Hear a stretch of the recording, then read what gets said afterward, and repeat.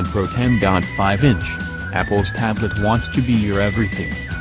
Apple's iPad has had eyes on eventually becoming the future of computing for years now, and it's been getting there in gradual steps.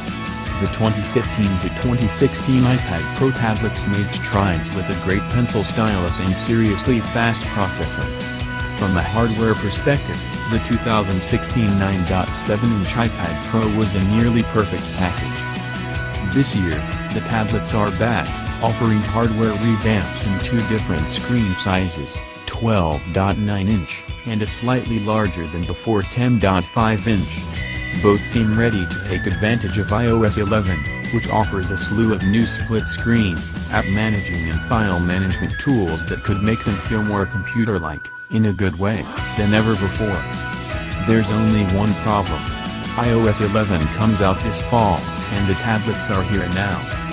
To date, the has been fine as a laptop stand-in, some of the time. I've lived for a while with the 9.7-inch as my daily device, when my laptop is not a round laptop. It's great for writing, used with a good keyboard case like the Logitech Create, and for photo and graphics work as well as for games. And the Apple Pencil is a great pressure-sensitive stylus. But to date, the iPad Pro has still been not so great for editing or serious multitasking. Can the new iPad Pro tablets replace my laptop? Can they change the equation? We won't know definitively until that new operating system arrives. In the meantime, I can tell you the hardware is solidly improved. Most existing owners can wait until that iOS 11 upgrade hits before taking the plunge, though the upgrade from the 2015 12.9-inch to the 2017 version is more substantive than the step up from the 2016 9.7-inch to its 2017 10.5-inch replacement. Anyone with more modest tablet needs, those who don't need to sketch on the screen with the Apple Pencil, for instance, should stick with the baseline 2017 iPad that was introduced back in March. Here's how it all shakes out. The iPad Pro that you may buy this week isn't the whole story.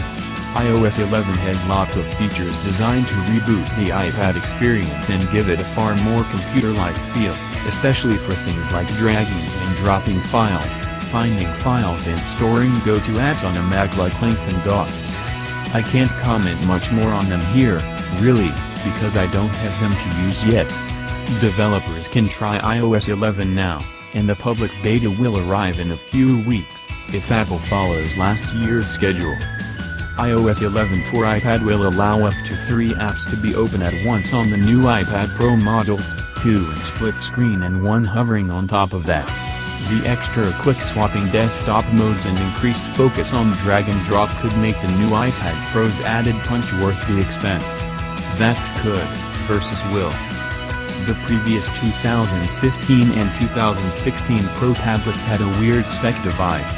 The older, larger 12.9-inch model had faster USB 3.0 data transfer that was lacking in the 9.7-inch 2016 model.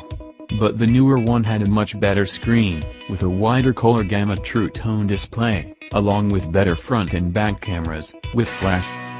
Thankfully, besides size and weight, both new 2017 models have effectively the exact same upgraded specs, with only one major exception: screen resolution.